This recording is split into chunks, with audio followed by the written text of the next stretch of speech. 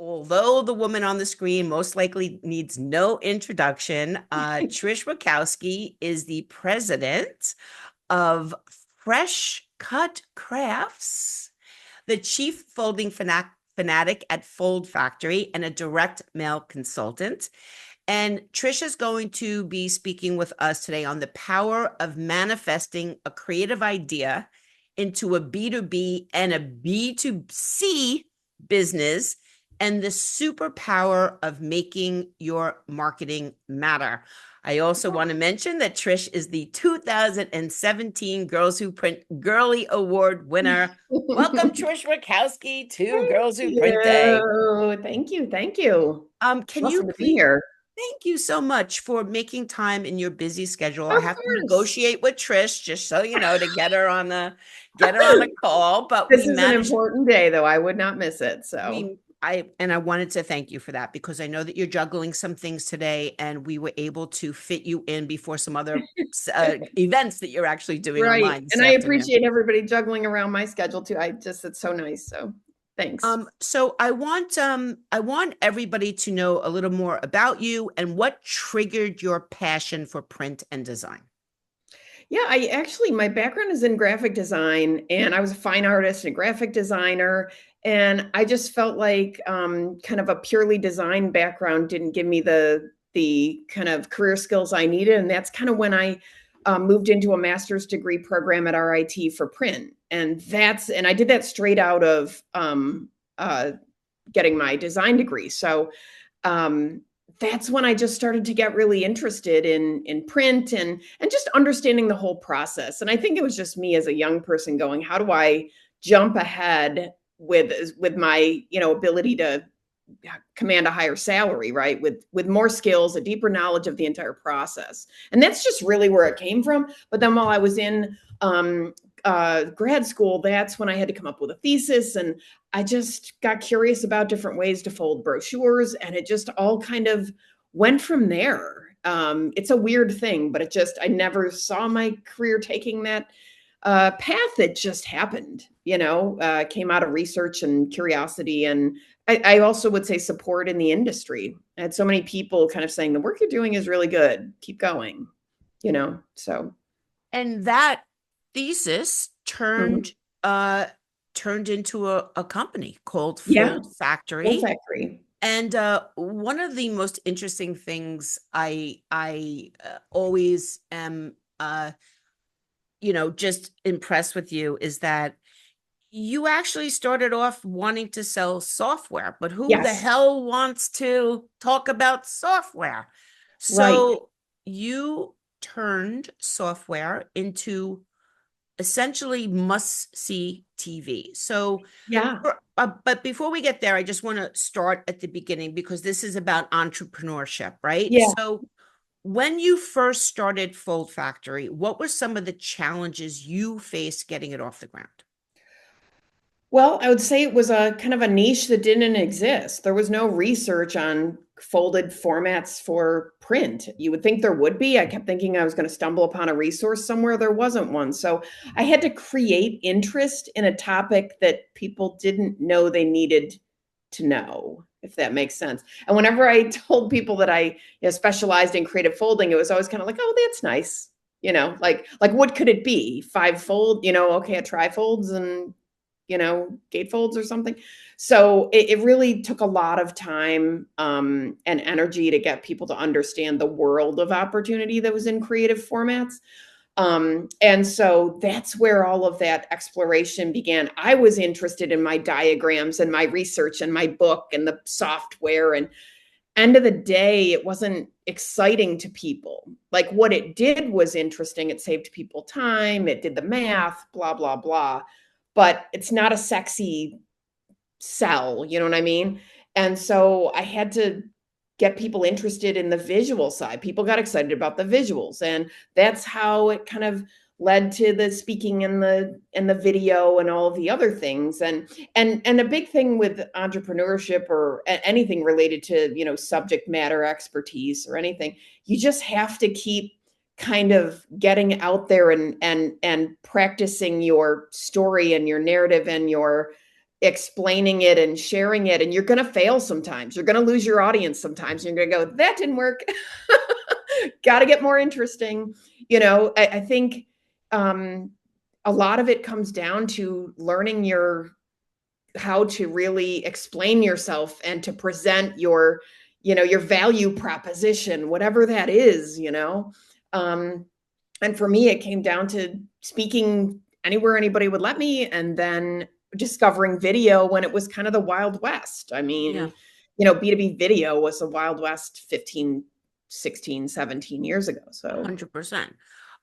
Now you kind of, just breezed over it because you're so immersed in it. But I think it's really important to stress that you created 15 years of dedicated Fold of the Week videos yeah, 650 something episodes, I think. Six.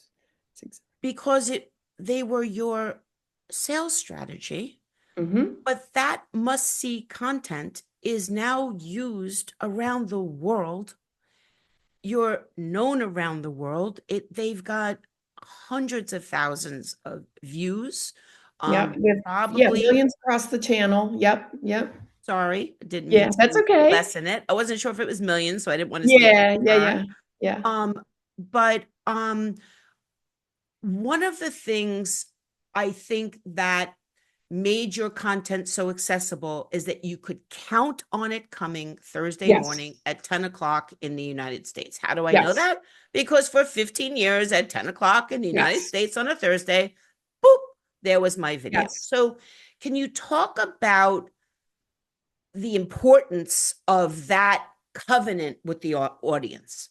Yeah, you really do have to establish a schedule and be consistent, whatever that is. And you can't just check a box every week. Like I always knew that if I I just always had this kind of, I have to keep my quality up, keep something interesting every week. And the moment you start to check a box and go through the motions is when you can lose your audience. So there really is that pressure, or I guess, real need for a level of consistency and commitment to great quality content, regardless of whether the views come in the way you want them to. I have episodes with hundreds of views. I have episodes with 100,000 views. Like you can't guarantee what's always going to hit. You can look at the trends of what people like, but you have to produce every time. And you have to think about that commitment and what you're doing. But It yeah. also has to be authentic. I mean, you Yes, weren't just like, here's a trifold brochure because right. somebody paid me to sponsor this. Like, that Exactly. And is that not was the other how thing. I it will works. say, I did have sponsors of the show.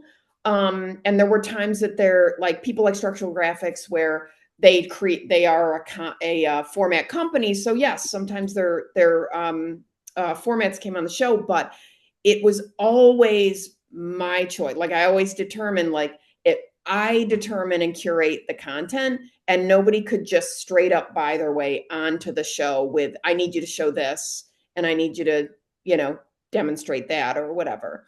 Right. And I think that kept a big part of the integrity, is it was never a pay to play environment. You had to earn it. And I felt like I needed control over the content. And if I lost control of the content, people can feel that. They know when you're just kind of, dropping a, sponsored content or something. And, Yeah. it's just, people can feel it, I think, you and I started at the same time. We were both creating Yes. these weird lanes that were not there. We both came from the creative side of the Yeah. We were industry. like paving the road as we were driving on it. Yeah, Like, that's totally true. And we would see each other at events and go, "Oh, it's you! Thank God, there's somebody else here that yeah. understands me." But that content that you put out certainly started to establish you as an industry influencer. Mhm. Part of your business as an entrepreneur was to promote your business, and that led to requests for speaking engagements and things like that. Now, Trish and I have had, Trish should be my accountant or my financial advisor, because for years she has always been like one step ahead. I catch up to Trish. Like, for example, I'll say, okay, I finally understand what you mean about this organization, and now I'm Right, not, now I'm with you. right, I'm not no more, but it's good for everybody. You should just right. give us free stuff, and it sometimes Trish is my reality check with a lot of things. But Well, and it's hard because we're nice people and you want to do nice things for everybody. I love to help. we're But there running comes a businesses. time when you're helping so much that you kind of have to put the oxygen mask on yourself before you put it on. That's a perfect example. So It's Trish is kind my of, yeah. oxygen mask. She puts it on herself and then she put it on me and she was like, sit down and listen to what I'm telling you. Yeah. And one of the things that I admired most is that if somebody wanted to work with you to speak, you had been through years of well, here's my budget and this is what I can Right, do for, and right. I call it the proposal, back whatever, Yeah, the square dance, right? You're just right, moving dosy doing, moving back and forth, spinning in circles, and nothing really gets established. right. So what you did instead was you created a basically a system. You want a Yeah. presentation from me, here's the Here's topics what it that I'm is. talking about Right, these this year. Here's my right, pricing. That's it. right. Nothing Right. really And then much. walk away, Yeah. So I because want to you have know. to not be afraid to walk away on some of these things because, you look at it and, doing an event, for example, as you know, Deborah, 'cause you do events. I mean, okay, event prep, there's the calls, the meetings, the event prep, the customization of the content. Then you travel if it's an in-person, if it's a virtual, fine, but there's still time involved in that. You go, you do the event. There's always also these days, oh, can you do a social media post for us? Can you, do this, a short video, to promote it, whatever. Again, nothing wrong with asking for that. Just expecting it for free is another thing, right? Because there's time involved and a value created to a value in all of that. And then there's also the aftermath, right? You do the event and then there's follow up and then there's the outreach afterward, oh, the sales team's wondering if you could send this, and oh, somebody was interested in that. There's always a lot involved in that. And when I started to look at kind of the bigger picture of the time commitment and the resources I was providing and the value of those things, you do start to go, wait a minute, totally cool to do all these things, but can't give it all away, Yeah. you know? And you've stuck with it, and there's a Yep, website that for you want to, here's a link, here's a website, right. here's a, book me, Yep, happy to do your event. And of course, as you said, there are always opportunities to speak with you if there's yep, something that you can do, or there's a way to make it work for everybody. You're open to that, but you have weeded out a lot of this back and forth, and people somebody said to me once that if an event doesn't pay speakers, that they won't speak at the event. And it was a woman. yep, She was a career coach. yep. And she said, and it's the same thing, but it's such good exposure for you. Yeah, And what she said made so much sense. And it was so poignant that I repeat it all the time. She said to the event producers, are the people coming to your event coming to eat the chicken? right, Did you pay the venue? right. Did you pay the chef? Did you Are the pay? people paying to come? Like, or Are or not, people there even to if they're come? not, but Then like you're getting something out of this. they're coming to hear the speakers. Right, Why is there, if you're selling on the value of that, then those speakers have value. So I just want to say right, that to the people right. out And there, the that you only can stand thing your ground on things like that. exactly, and I would say too, though, where I would say that it varies a little bit on that is, okay, if you're somebody who, if you get one or two clients, like if somehow you're allowed to share a little bit and pitch something, and if you get a client and a client has a value of X thousands of dollars, if you get one person in the audience to convert, that's interesting for some people if they're consultants or something like that, and they want to get a big, meaty project, and the audience is the type of audience that could be their prospects.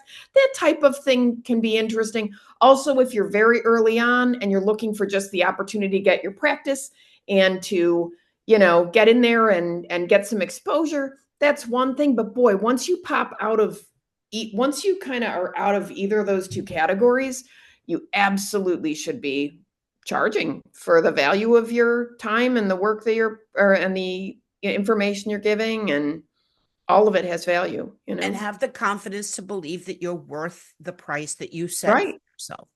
Right. So I want to fast forward a bit to 2018. This is Yeah. pre-pandemic. And I get a Skype or a something from Trish, and she's like, "Hi." So I started a new business. I was like, Yeah. "What?" And it is a company called FreshCut FreshCut Crafts. Crafts. Can you please share what that is and how it has grown over the past 6 years? Yeah. So yeah, it's basically, I'd say 90% of my full-time focus is on FreshCut Crafts. And if you want to check it out, it's freshcutcrafts.com. We're also on Amazon. But we manufacture pre-cut shapes that are punch-out shapes for teachers and for creativity and for kids. And it's basically cardstock. It's Astrobrite's cardstock, and we engineer it so that the shapes are easy to punch out and they're pre-cut.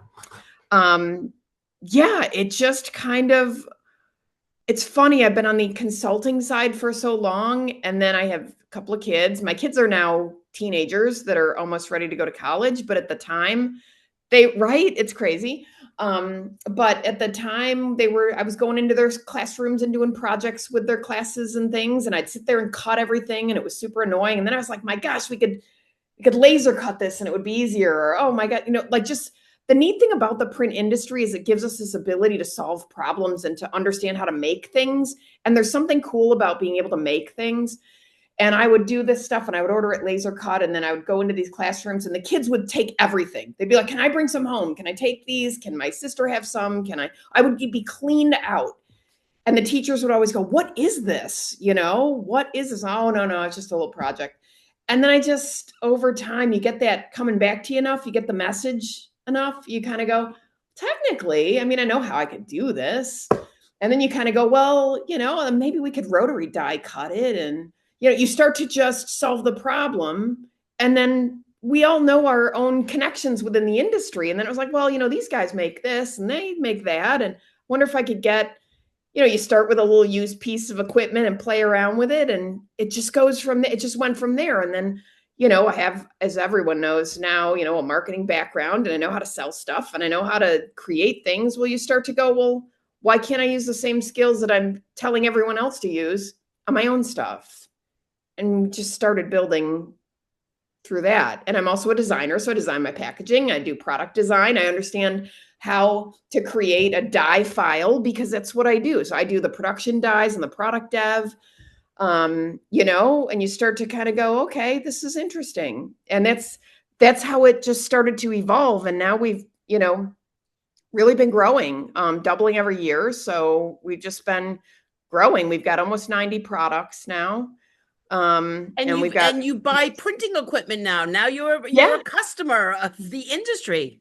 Yeah, we're technically a converter. Yeah, so we cut and collate and shrink wrap and ship it out, and it's pretty neat. And I really want to real quick, because I was listening in on the conversation before my session, with you, and they were talking about hiring Gen Zers, and we hired a Gen Zer. She's 25, she's out of college, and oh my gosh, one, yes to the buddy system. Two, oh my gosh, she is just a whiz. We feel like we're like, is she a unicorn? Like, she's amazing. She solves problems. She's creative. I just tell her, like, I need you to figure out how to do a stop motion video. We do a lot of creative because it's a creative product. So we do a lot of it. We're a content business as much as we are a manufacturing company. Content is a tremendous part of how we sell product. And thankfully, with my background in video and all of that, it's just led to so much knowledge in the content side, which has really helped us also. But I was like, I just want you to do like a cool stop motion video in this product we have called Art Shapes. And she's like, okay, I don't know how to do it, but I'm going to figure it out. I said, take the time you need today because it's an important project. Figure it out and do something cool. In an hour and a half, she figured out how to do the stop motion video, did a really cool video, and we had a piece of content that was creative and fun. And, and she works now with my daughter Audrey is 17 and she does video work for us now. She's a natural. She's better than I ever was. She's amazing. And she and Autumn work together and they do all this stuff for TikTok that just, it's not in my blood. Like I'm not a digital native. I'm Gen Xer like you. I can't do the goofy stuff. It doesn't. Trish is not fun, everybody. I have to make her be fun. Right. It's not. You can't make me be fun. And they did this like goofy crafting fails video. It's like funny crafting fails to this goofy song that makes you laugh. And it got like 11,000 videos and views in a week. Like they do these funny things that I would go, no, we do like nice crafts. I would never show the crafting fails. No, show the crafting fails. But the Gen Zers know this. Yeah. They have like that finger on the pulse of popular culture. They have a fearlessness in just being digital natives. Autumn also does a lot of stuff with our under the hood, like ad software that is really technical, very driven and AI focused on, on advertising. And she's just a sponge. She just gets in there and goes. Like you give her a task and she goes in. I don't tell her how to do the task. I just give her the guardrails. All they need is the guardrails. And, I'm not saying every single Gen Zer is like this, but boy, you find a good one, they're amazing. And she and Audrey work together and do just really cool things together. I just cut them loose. And, amazing. Once in a while, they can't all be winners. Once in a while, they have a fail, but they do amazing things for us. So I absolutely agree with, having them work together and just giving them challenges and tasks and saying, I know you can figure it out. I want you to just do this. Right. And they are all of a sudden, and they just go figure it out. So my last question for you actually centers around this a bit, and it goes back to part of the, the theme today is girl power. And I established early with my welcome and my intention that it starts with confidence. That's the first girl power, to recognize and ignite your confidence to do whatever it is that you need to do. What is your advice for women lacking the confidence to step in front of a camera or a microphone to promote themselves and their business? Yep. Nope. It's a difficult thing. And Deborah, I remember back in the day when in the early days, you would be a nervous wreck before you get up on a stage. I would think for weeks about if I had a speaking engagement, I would just be stressed out about it. I would say that the best thing you can do, even if nobody watches it, even if, like, just start getting, just put yourself out there a little bit at a time and start to get out there. I know it's hard to do. But I will say you just get more polished with how you present your information. You get where you're not nervous anymore in front of a camera, in front of an audience, in front of and I would say that I know it's easier to say, just do it, but I don't know any other way to say it than to say, set yourself on a schedule. Don't make it up to you to kind of go, oh, well, when I feel like it, I'll drop these videos once in a while. You'll never feel like it. Like there were weeks that I got up and I was like, oh my God, I can't believe it's Fold of the Week again. Like every week, it always felt like every day was Fold of the Week. Like but that's because I did it for 15 years, but I didn't always want to get up and do it. But I had to always get up and perform and do it. Like it was a thing, right? So set yourself on a schedule. I know Kelly does it too. I mean, she does really consistent videos and everything. It's like, you have to just put yourself out there and start doing it, and you will get more comfortable and you will get better at, everything from, how you do on camera and whatever. I would also say just focusing a bit on consistent improvement. You start with a basic blah background, then you do, I can do something a little better with my background. Then you go, my audio needs an upgrade.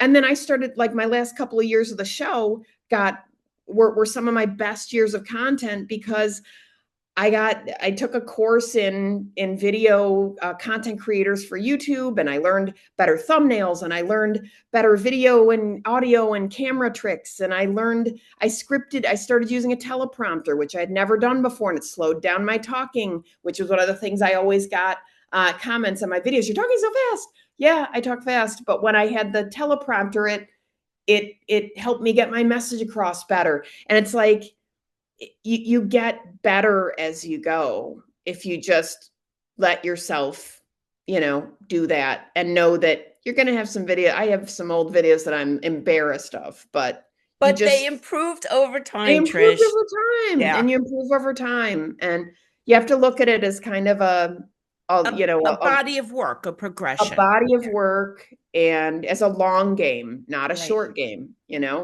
Speaking of And long games, I'm sorry to interrupt you, but we yep, do have to move on because I nope, know I that get it. the Canon Solutions is waiting to give us a virtual tour of their Awesome. facility now. But we've put links to Trish, to FoldFactory, to Fresh Cut Crafts in the chat. You can connect with Trish, hire her for your event, but don't negotiate on her pricing. But thank you so much.